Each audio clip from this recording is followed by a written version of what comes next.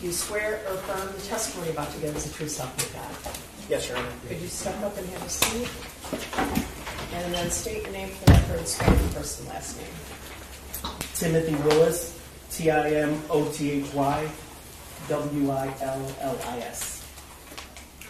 May I proceed, Judge? Sure, go ahead. Thank you, sir. How are you employed? Detective Lieutenant with the Oakland County Sheriff's Office. How long have you been with the Oakland County Sheriff's Office? Approaching 28 years. Okay. You said you're a detective lieutenant right now? Yes. Tell us, please, what that means. I oversee a handful of divisions within the Sheriff's Office, the Special Investigations Unit, which I know we've mentioned at court, the Fugitive Apprehension Team, our Computer Crimes, which Detective Wodrowski had worked for, and our Warrants Division. Okay. And we'll get into some of that in a little more detail. Is it fair to say that you're the officer in charge in this case, or one of the officers in charge? Yes, that's fair to say. Just to clear something up quickly, when James Crumbley was arrested on December the 4th, 2021, did he have any injuries? Not to my knowledge, no. Okay. Now, going back to your role as detective lieutenant, we've talked a little bit about the Special Investigative Unit. Can we talk a little bit more detail about that? Yeah. Okay, so tell us, please, what sort of cases would a member of the Special Investigative Unit handle? Yeah, so the Special Investigations Unit is a support services arm of the Sheriff's Office. So we take a lot of requests from other agencies, from our own substations. Oftentimes we handle political cases, complex cases, high-profile cases, things of that nature. Okay, and prior to your current role, what other roles did you have with the Oakland County Sheriff's Office? Yeah, prior to my role as the Detective Lieutenant Special Investigations, I was also the Detective Lieutenant in charge of our Auto Theft Unit, our Friend of the Court Division, our Arson Division. Okay. I'd like to direct your attention to November the 30th, 2021. Okay. Do you remember that day? I do. Were you notified of an active shooter situation at Oxford High School that afternoon? Yes. Can you tell us, please, where you were when you were made aware of that? I was actually at the prosecutor's office at the time. I was made aware discussing another matter. The prosecutor and her chief assistant came in and advised me that there had been a shooting at the Oxford High School. So what did you do with that? What did you do next? For context, about, I don't know, a couple months before that, we had a false alarm, if you will, at another school. So initially, that was immediately what I went to, was this is probably another false alarm. But I picked up my phone and I made a phone call. I've thought about it a million times. I have no idea who I called, but I do remember the response was, this is a real thing. This is real. Okay. So tell us what you did, please. I obviously, ran downstairs, or took the elevator downstairs, ran to my vehicle, and immediately proceeded to the Oxford High School with my lights and sirens activated. Okay. Do you recall the approximate time you would have arrived at Oxford High School? I think around 1:20 in the afternoon, approximately. Okay. Tell us what you saw as you arrived on scene. There was the largest emergency first response that I've ever seen in my career, and second place isn't even close. When I got there, there were students were being evacuated, and more and more officers were rushing in. EMS was on scene. I vaguely recall our helicopter flying above. It was just a something I'd only seen on TV before. Nothing I'd ever experienced. Okay, so at that point in time when you arrived, was the scene still active? It was, yes. I'm going to show you what's been admitted as People's 9. Is that screen in front of you working? Yes, it is. Okay. So this is a map of the Oxford High School? Yes, sir. Okay. And as you pull up on scene, you made those observations. Tell us where you went next.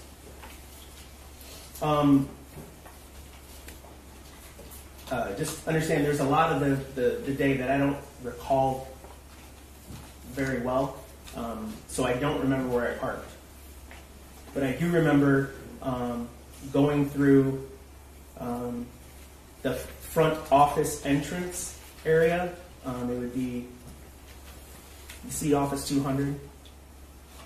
That door right there? Yeah. This door right Yeah. here? I do remember going through there. It was being held open by officers.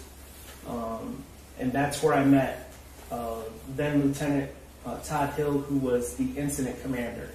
Okay, what's an incident commander?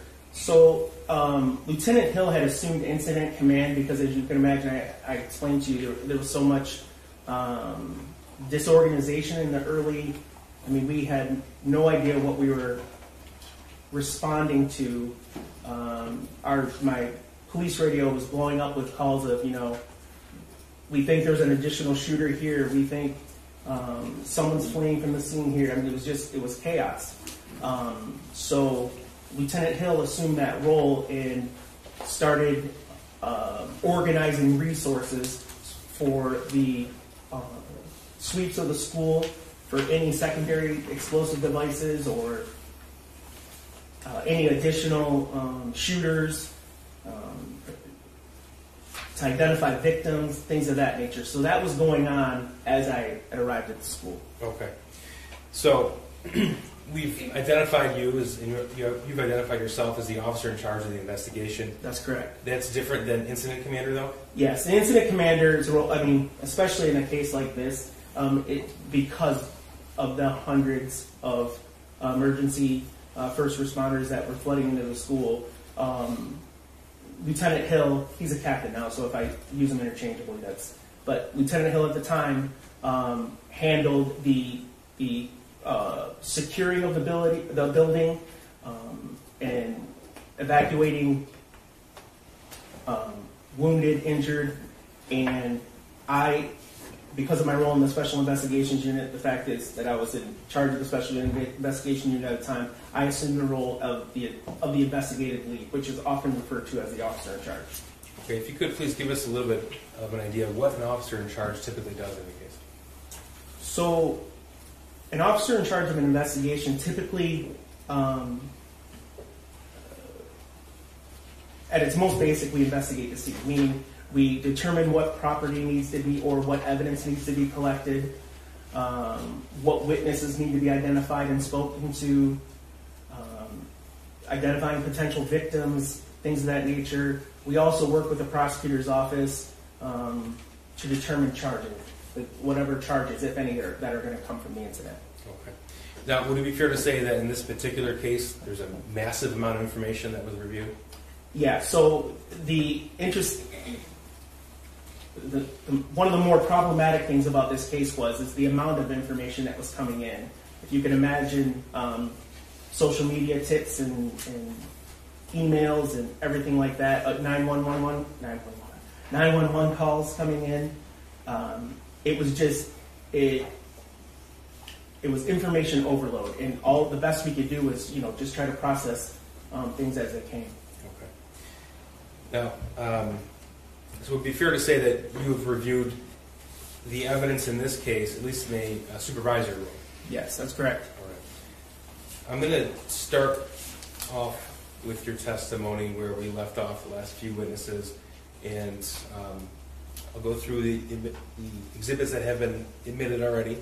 This is Exhibit 361. So a little bit of background here, sir. Were you made aware that the defendant, James Crumbley, and his wife, Jennifer Crumbley's phones were seized the evening of November the 30th? Yes, as part of the...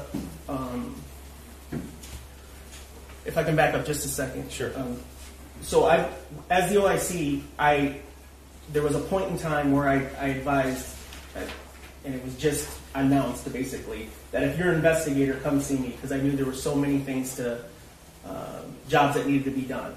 So a handful of investigators were sent to different hospitals, area hospitals, whether we knew that there were victims there or not. We had some reason to believe that there were victims being shipped everywhere. Lieutenant Marsban was handling, once the shooter was identified, handling the scene at the shooter's address, Special Agent Brandon had come up to assist me in identifying the murder weapon. So there was just, and I actually had a scribe next to me just jotting down as fast as she could when I would make an assignment, who was doing it and what the assignment was, because it was just it was a ton of information. So I think we'll back it up a little bit further. Okay. Now you're aware of when James Crumbley was charged with involuntary manslaughter. Yes. Okay. When was that? He was charged with involuntary manslaughter. I believe it was around noon on December 3rd. Okay. So the shooting was Tuesday, November 30th, and there's Wednesday, December 1st, Thursday the 2nd, and Friday the 3rd. That's correct. Okay. Now tell us, sir, what happens when someone is charged with a felony in Michigan? So when the prosecutor authorizes a charge, gives it to the officer in charge, I take it before a judge, and I swear to the facts of the case. It's called a swear-to. And then the judge determines whether or not the information held within that complaint and warrant is sufficient to support a charge. Okay. Is that public or is that done in private? That's all public. Okay. And did you do that in this particular case? I did. Okay. You personally? I did. And was there also a swear-to of the defendant's son? Yes. Okay. That would have been Wednesday, December the 1st, 2021? That is correct. Okay. Was that likewise public? Yes, it was. Okay. And when I say public, I mean open to the public? Open to the public and media present. Okay. Was James Crumbley there for his son's swear-to? Objection, Your Honor, relevance. Judge, the jury's going to get an instruction regarding 4.4. A lot of the evidence is regarding the timeline of where they were from November the 30th to December the 4th in the early morning. I think where they were and the knowledge they had is relevant, so I'm not allowed. Thank you, Judge.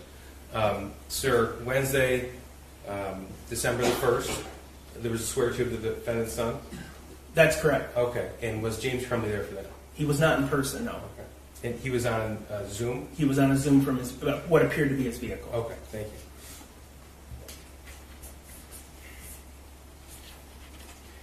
Now, we've already heard from Dave Hendrick, who was, at the time, the sergeant in charge of the Oakland County Sheriff's Office Fugitive Apprehension Team. Part of your role as detective lieutenant, would that be supervising the Fugitive Apprehension Team? Yes. Okay. So, did you assign him with his task of locating James and Jennifer Crumbley on Thursday, December the 2nd? I did. Okay, and tell me about that, please. So, as I stated earlier, the officer in charge of cases presents information, basically, to make it clear to a prosecuting attorney. The prosecuting attorney, in discussions with the officer in charge, determines what, if any, charges are going to come from it. We, at the time the shooter was charged,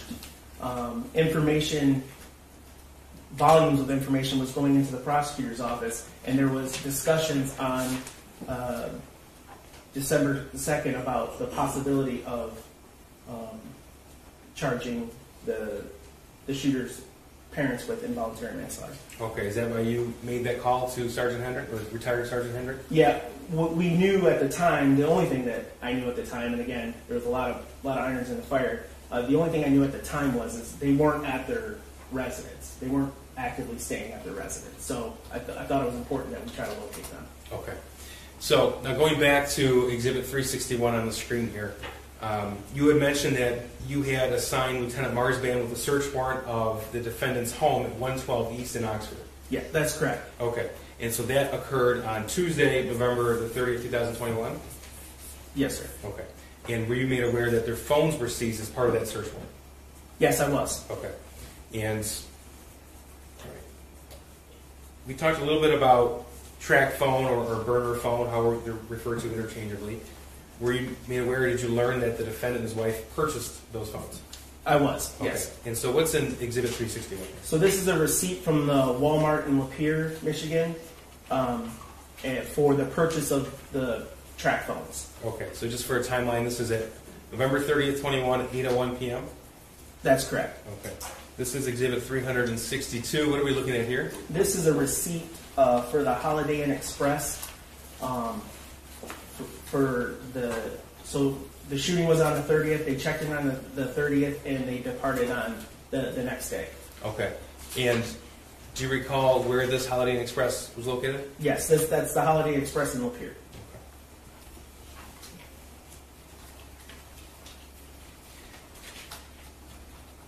Now, they checked out on Wednesday, December the 1st. Did you learn where they stayed that day, that evening?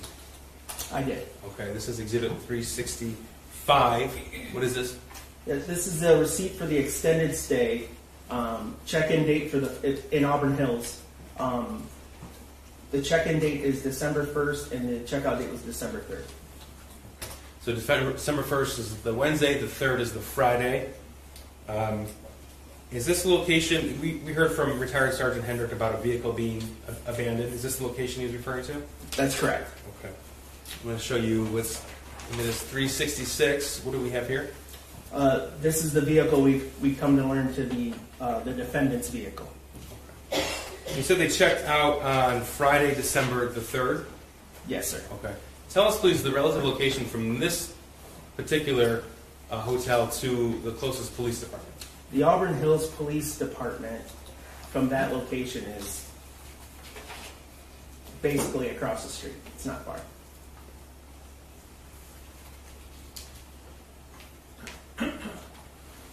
Now, regarding Exhibit 361, just so we're clear, it's your understanding that they were actually told to purchase these phones. Is that correct? That is correct. So, Okay. Detective Sergeant Bryan, who testified earlier,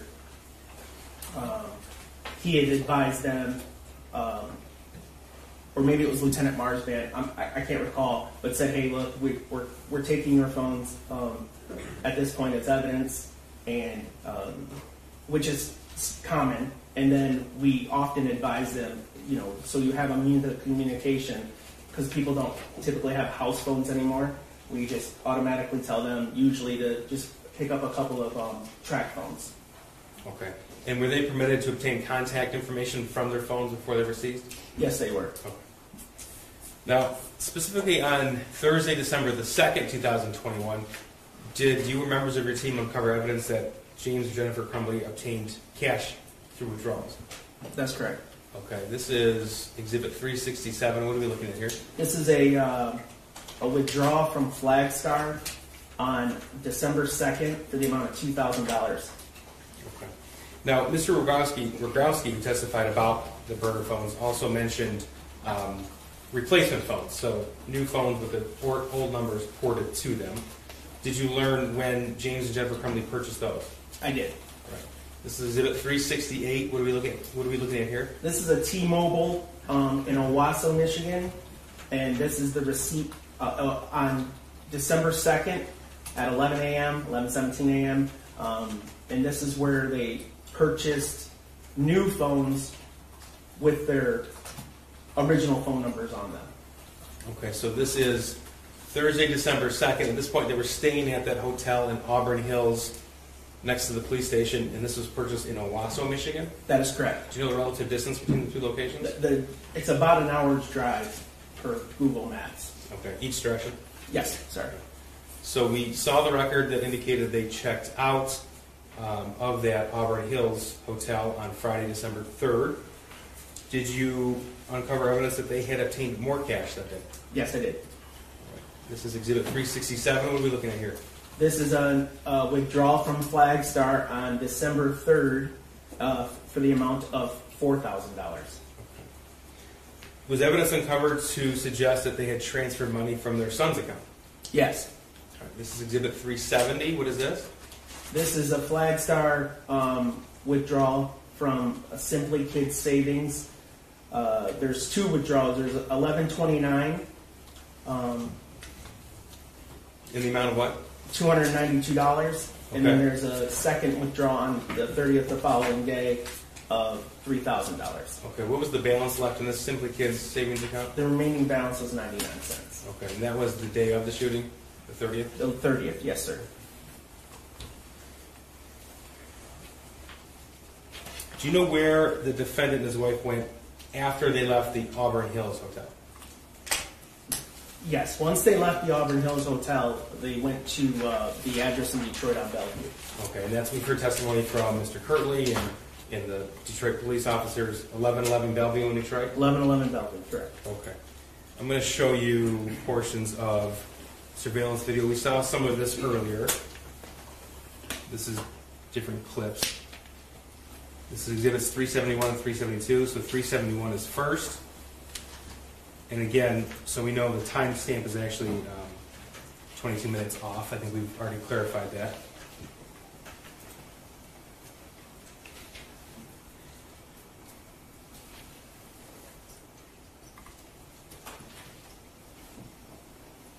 So the record is clear. The actual time here is 10:58 a.m. Is that your understanding as well, sir? Yes, it is. Okay.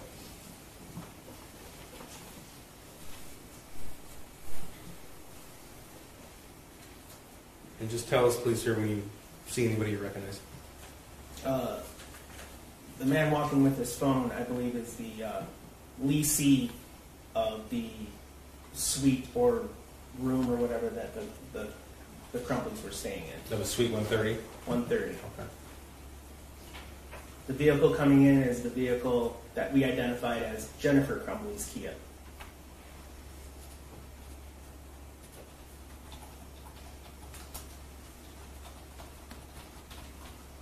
And the Kia that was left at the Auburn Hills was identified as James Crumbley's Kia? That's right.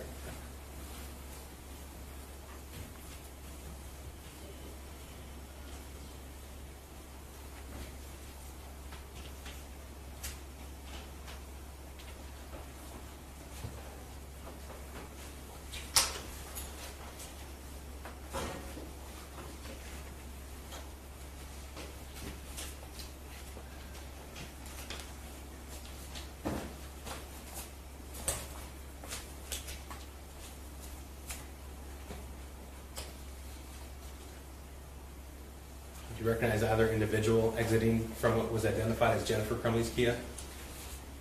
I recognize both individuals, Okay. Tell us who, please. James Crumbley and Jennifer Crumbley. And where is the defendant, James Crumbley, in this video?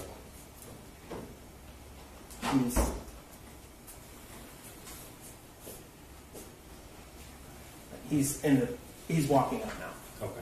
Sorry. Right here? Correct. Okay. Now this is the location they were found at 1:30 a.m. the next day, is that correct? That is correct, yes. 1111 Bellevue, okay. Yep. Now that car was pulled in with the front facing forward, is that right? That is right. Okay, did you come to learn that the defendant moved that car subsequent to pulling up at 10:58 a.m.? Yes. I'm going to show you what's been admitted as 372.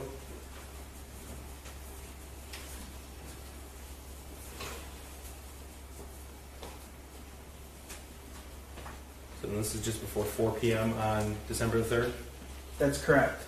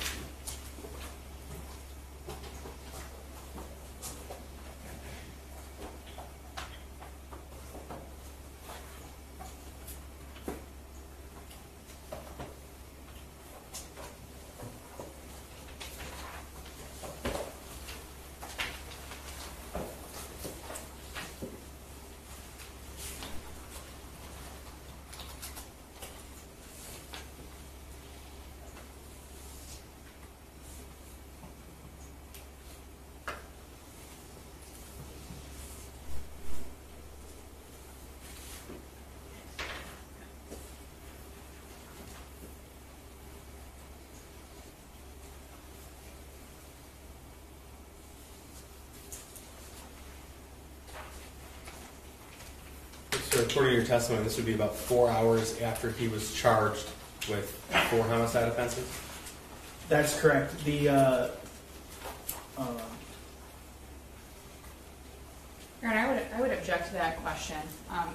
Mr. Keese indicated that James Crumbley was charged with homicide offenses. This is a homicide. I think we've been clear that this is an involuntary manslaughter case, Your Honor. It's a homicide. It goes by both names. The title of the charge is homicide involuntary manslaughter. Right. You're both right. May I Sir, answer? yeah, please. So that was at 4:17. At 4 o'clock was the time that the judge had ordered the defendant and his wife to turn themselves in. Okay, so when it became clear that they hadn't turned themselves in, was their license plate made public? Yes, it was. Was the license plate on the front or the back of the vehicle? In Michigan, we only require the license plate on the rear of the vehicle. I've worked fugitive investigations. Oftentimes, fugitives will back into a spot to attempt to hide their license plate, and also it's easier to get away if necessary. Okay. Now, correct me if I'm wrong, but there were no arrangements to have a surrender with this defendant or his wife. Is that correct? That's correct. Okay. So at the time this occurred, there was no plan with law enforcement to turn himself in. No, sir. And in fact, someone with a valid felony arrest warrant, they don't get to choose when you have to turn themselves in, do they? Absolutely not. Now, sir, I want to go back to November the 30th, 2021. In the afternoon, you had already assumed investigative command. Would that be right while you were on scene? Yes, sir. Okay. And you said you met with Special Agent Brandon while on scene at the high school? I did. Okay, and what did you task him with? I tasked him with tracing, frankly, he offered. He came to me and said, do you know who the registered owner of the gun was? And at the time, I did not. He testified earlier, and you heard that it was secured in a garbage can. One of our officers, upon the arrest of the shooter, pulled out the garbage bag portion of it and took just the plastic waste bin and put the gun to keep it all centrally located because searches were still going on and whatever. That officer turned it over to me. I took my post in the front office there. I sat it next to me. At some point during the day, Special Agent Brandon came to me and said, hey, have you identified the owner of this weapon yet? And I had not. So he's like, I'm the ATF. Sounded like a really good idea to have him track this down, and he got right on it. Okay, and was that information relayed back to you fairly quickly? It was.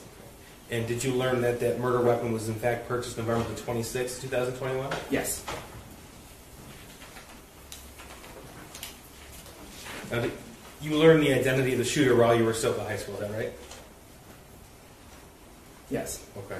And you mentioned earlier that you had tasked Lieutenant Marsban with securing the family home and securing a search warrant. Yes. Now, at that time, did you know if there were any other casualties outside of the school? We did not. Like I said, I'd gotten some information from area hospitals that some wounded were coming in. So at that point, we're like, well, there's several hospitals in the general facility, so we had to assign officers out to different hospitals to make sure that we could locate and identify any potential victims. Okay, so when you sent officers there, they didn't know what to find, what to expect? No clue. All right. Now, at some point, was there a concern about explosives in the school? Yeah, so as I was stating earlier,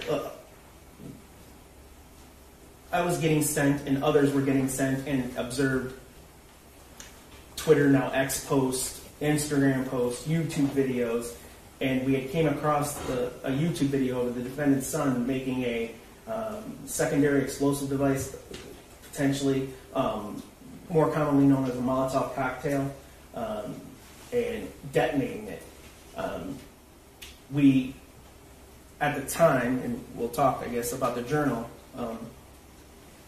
we found some information in the journal that suggests that there may be secondary devices in place within the school.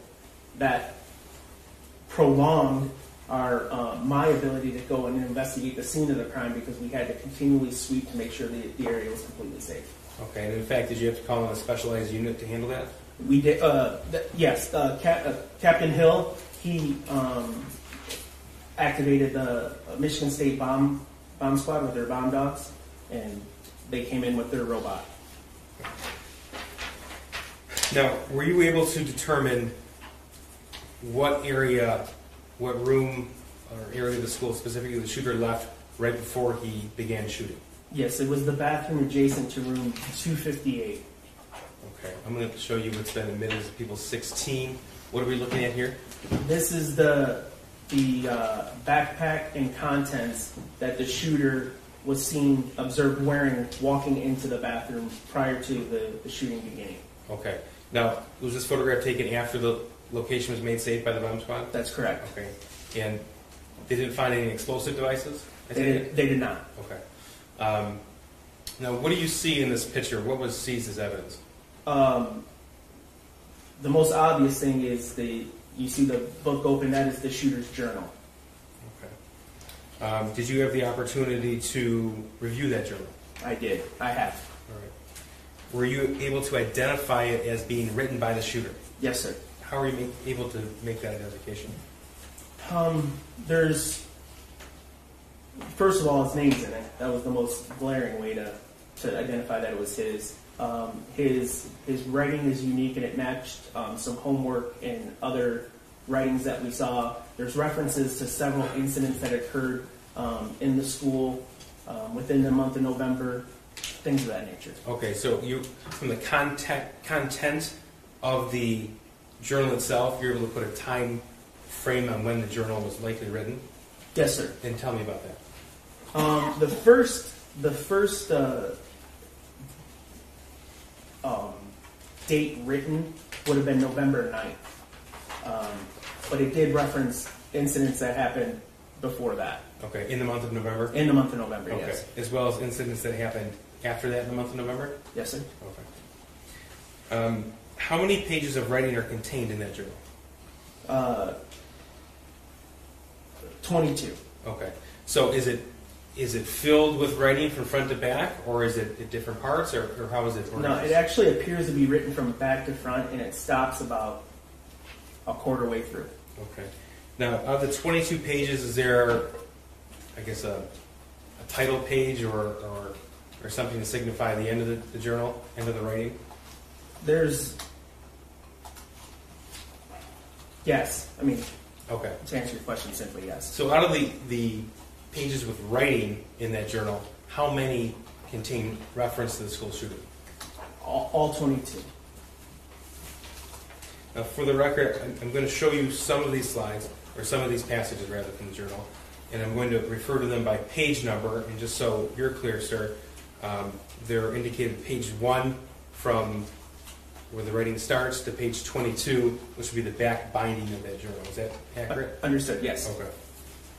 Now, is the journal in written format or were drawings contained as well? Both. Okay. Were there any passages in this journal that you noted indicative of the shooter's request for mental health help? Yes. This is People's 359. Can you read what's written in this passage, please? Yes. I have zero help, and help is bolded, for my mental problems, and it's causing me to shoot up the fucking school. This is page 5. For the record, that was page 6 on the journal. Same exhibit, page 5. Could you read that, please? Yes. I want help, but my parents don't listen to me, so I can't get any help. Okay. That's page 5. This is page 19. What does this say? My parents won't listen to me about help or a therapist. All right. Now, were there any journal entries about the shooter's desire to obtain a 9mm handgun? Yes, sir. Same exhibit, page 3. Can you tell us what this is, please? Yes. The shooter writes, so we should be bound to get my SD 9VE soon. Okay. Now, that specific term, SD9VE, did you see that anywhere else in this case? Yes, I did. This is People's 85 and 86. What do we see here? This is a picture of a Smith & Wesson model number SD9VE that was for sale that was extracted from the defendant's phone. Okay. And Mr. Rogowski testified this was from Monday, November the 8th, sent from the defendant's son to the defendant in a message that was deleted. You were here for that testimony? Yes, I was. Now back to the journal. This is page 22. Can you please read us what this says? Yes. The shooter writes, "I want to shoot up the fucking school so badly. Soon I am going to buy a 9mm pistol." Same exhibit, page 17. Go ahead. "All I need is my 9mm pistol, which I am currently begging my dad for." And page 22. I will This have, is the binding, right? The binding, 22? Okay, correct. go ahead. "I will have to find where my dad hid my 9mm before I can shoot the school." And page 15. "Unfortunately, my dad does not want me to get the 9mm gun, and we are having financial problems, RN for right now. And I don't have a job, so now I'm pissed because I want to do the shooting with a 9mm pistol as they are effective for killing. But RN right now, all I got is a puny 22 LR Keltec that I don't know where my dad hid it." Okay, and we heard evidence in this case that James Crumbley obtained a 22 caliber Keltec pistol in June of 2021. Is that right? That is right, yep. Were there journal entries regarding the shooter's plan? Yes. Okay. Here's page 3, same exhibit. Can you read this, please? "I'm about to shoot up the school and spend the rest of my life in prison." Sir, did you find any journal entries regarding the shooter's access to the 9mm? Yes, I did. Same exhibit. This is also page 3. Go ahead. Excuse me. "First off, I got my gun. It's a SP 2022 6-hour 9mm. Second, the shooting is tomorrow. I have access to the gun and the ammo. I am fully committed to now. So yeah, I'm going to prison for life, and many people have about 1 day left to live." Now, sir, we saw one of the journal entries that had the word "help" all bold that was across a couple of lines. Were there any other writings or passages in that bolded format? Yes, there were, sir. Were there pictures in the journal as well? Yes, there were. Okay, like what? There's a picture of what appears to be an arm fully extended out with a gun pointed to the back of what appears to be a female's head. Okay. And was that a little picture or a large picture in it? It took up about that much of the page. Okay, so to reference... Oh, I'm sorry, about 3-4 inches of the page. Now, was this journal a full-size book like this legal notepad, or was it smaller? It was small. Far side. Just going to mark this for a demonstrative exhibit.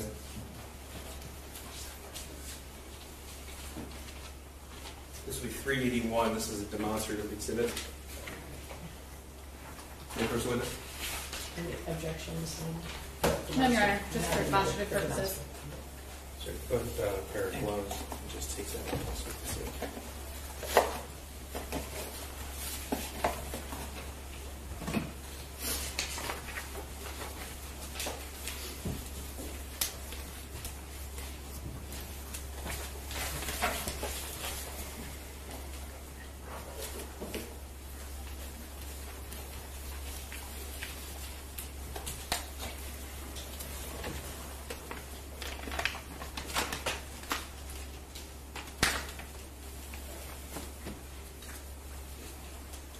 Can you just hold it up for the jury so they can see, please?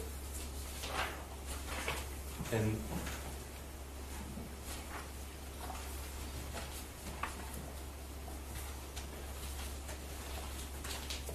Thank you, sir. And that's what's depicted here in People 16 that we're referring to? That's correct. Okay. Thank you. If this was laid open. Yeah, first one. Sure. Would you mind putting that back in?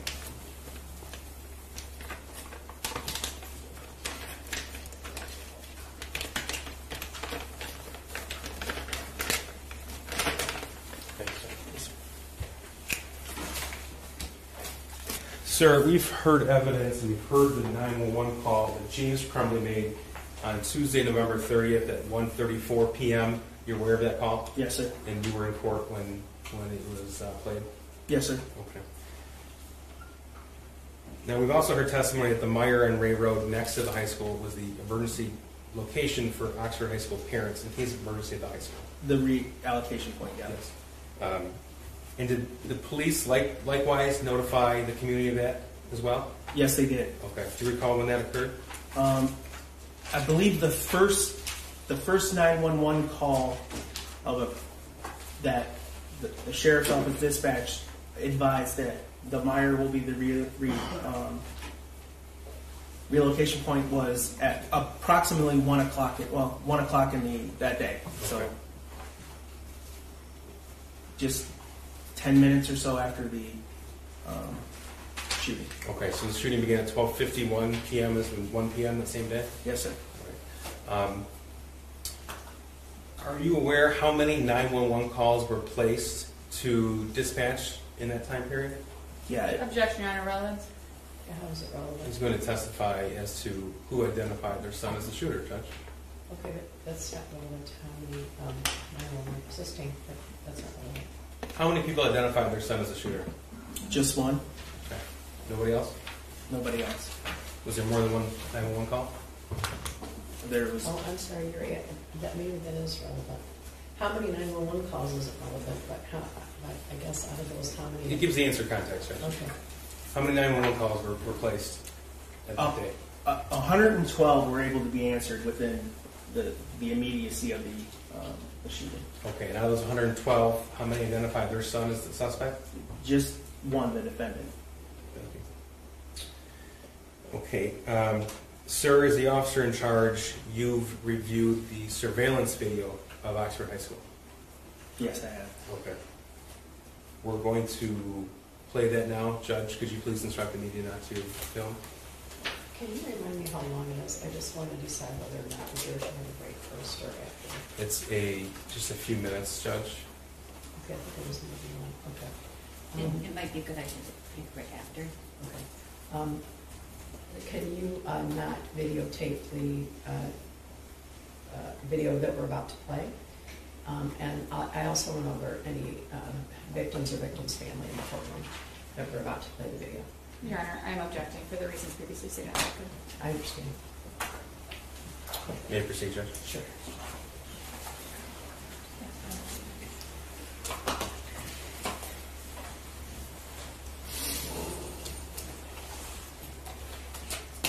Just so we understand the date and time, we have a time stamp and date stamp at the bottom here. November 30th, 2021. This is at 12:46 p.m., is that right? That's right. Okay, I'm going to... And prosecutor, it's correct, there's no audio. Correct, there's no audio. Let me know, please, when you recognize the shooter in this frame.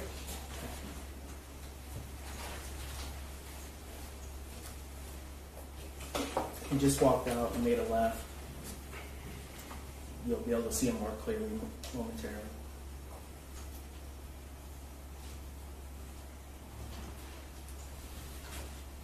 He's about to enter right now. Okay, the individual turning into the bathroom there is the defendant's son? That is the defendant's son, yes. Okay, so for the record, this is 12:46 p.m.? Correct.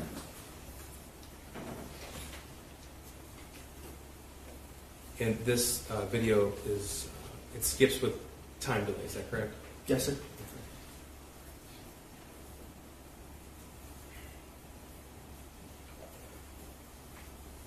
Okay, this is 12:51 p.m.? Yes, sir. Okay.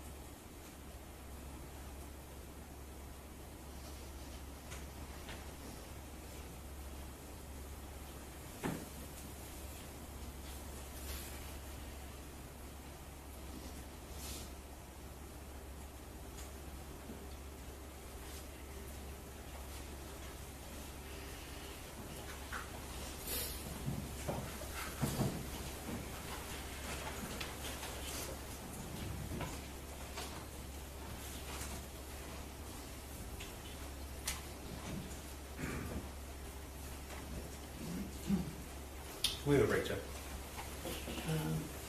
Yes, Lieutenant, you can step down, but you may not discuss your testimony with someone, all right?